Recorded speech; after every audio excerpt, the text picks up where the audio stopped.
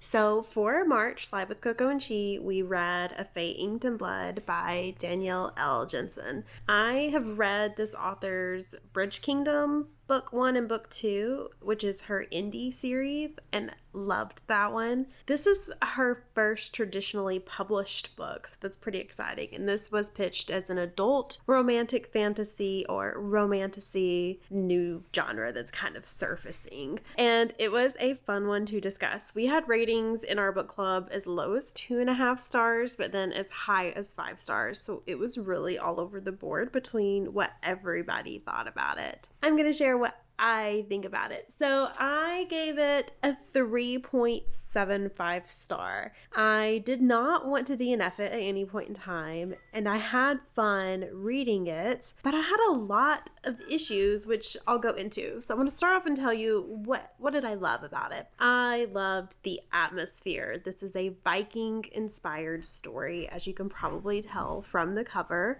You have the Shield Maiden.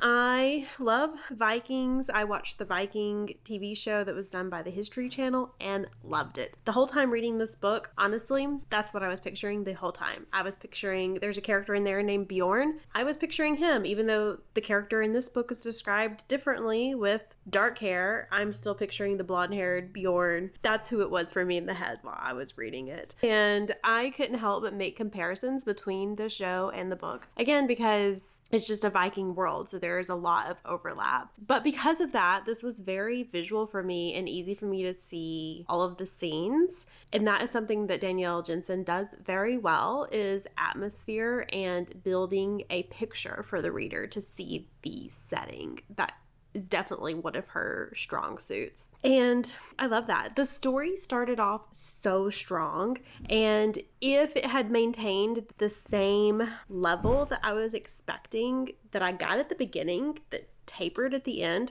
it would have been a 5 star. So starting off, I was like, wow, this is going to be absolutely amazing. Some of the opening scenes were just very strong. They were brutal in a way that you would expect Vikings to be. And our main character was pretty badass, and she slayed. I loved it. There was also very fierce battle scenes throughout the entire book, and I loved every one of the battle scenes, how it was portrayed. It was easy to see. It had the right amount of action, the right amount of grit, but also just tension. They were easy to follow. I loved all of the battle scenes. I listened to this on audio, and another thing that I loved about it was that the audio production was done by a Nordic speaking narrator. So listening to her read it and saying all of these very complicated and hard to say Nordic names of places and the people was really cool. I thoroughly enjoyed that part and definitely recommend listening to the audio production if you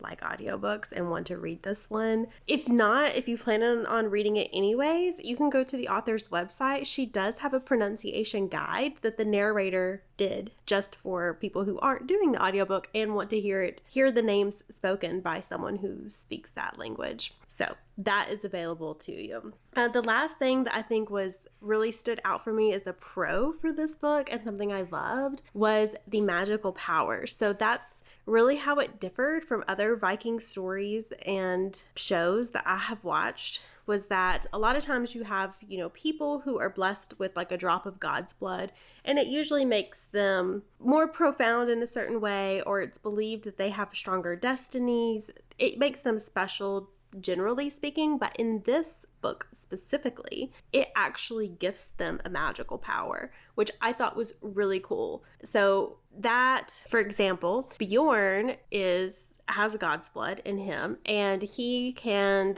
wield this magical fiery axe. It kind of made me think of like Thor's hammer because he could throw it and then it would come back to him, etc.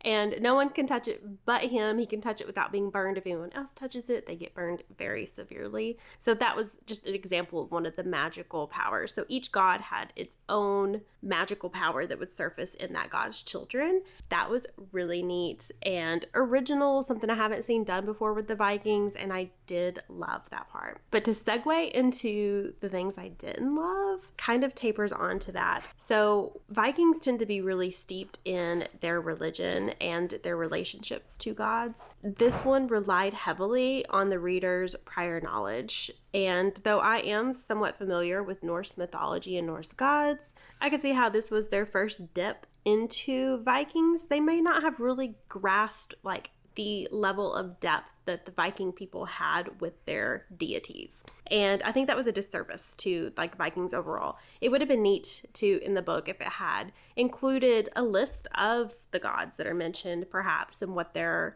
known for, or what the powers present with their children, or I don't know. I was just wanting a little bit more world building as far as the gods themselves, specifically to help readers who aren't as familiar with Norse mythology, to convince them that reading Viking stories, consuming Viking stories, whether that be on TV or whatever, is pretty epic and fun. So I think that's where it started to taper for me. The other thing as well was that the characters started making decisions about midway through that just did not align with my prior knowledge of Viking culture. And without spoilers, there's a scene regarding a consummation of a marriage. If you've read it, you'll know what I'm talking about. But if you haven't, this isn't a huge spoiler. I'm just going to say that how that scene played out is not fitting with my expectations of Viking culture. And that's kind of all I'll say. That's like the key scene that keeps coming to mind, that like as soon as that scene happened, I was like, you start to lose me as a reader with my believability as far as the culture and what I already know. And there were more instances like that throughout the midway to end part of the book where I was just like, a Viking wouldn't do that.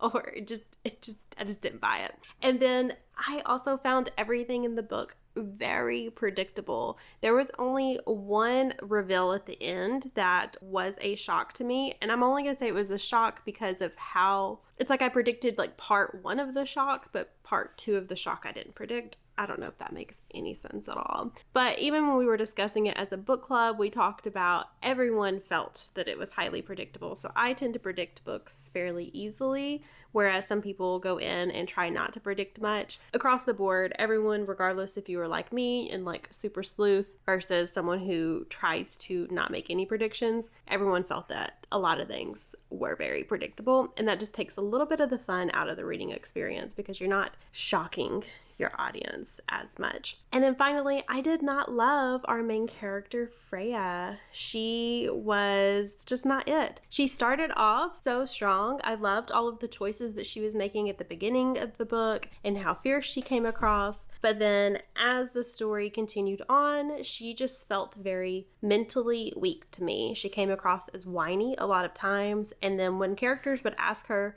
opinion, she would say things that she thinks that they would want to hear, and it began to feel like Freya did not have an original thought for herself and that she was just regurgitating what those around her were saying. And Sis was so thirsty for Bjorn that it just clouded so much of her judgment, and that I just lost my connection to her like as the story went on. So most of the time in books, the character development like grows and you like them more. I liked her less as it went. But I guess that leaves her a lot of room to grow in book 2. So this is part of a series. I do not know how many books are going to be in the series in total. It's called The Saga of the Unfated. So I don't know if that's going to be 3 or more, 4 or more, how many. I am going to read book 2 because I like being in Viking worlds and I honestly haven't read enough Viking books and I want more. So this one was fun. Like I said, it felt like I was getting to relive the show. I think the show was better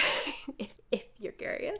The show and the book are completely unrelated, but other than the fact that they're both Viking Norse mythology things, but I couldn't help keep comparing it to that. And so I will say that I I did love the show more. And being in this book, though, was like reminiscing on the show, which I love. Anyways, I am going to read book 2. Well, I can commit to the entire series. That's to be determined. I need to see some more surprises, and I need to like Freya more. That's what I'm really hoping for in book 2. So I will read book 2 and we'll see how we go from there. So A Fate Inked in Blood, 3.75 stars is my final rating.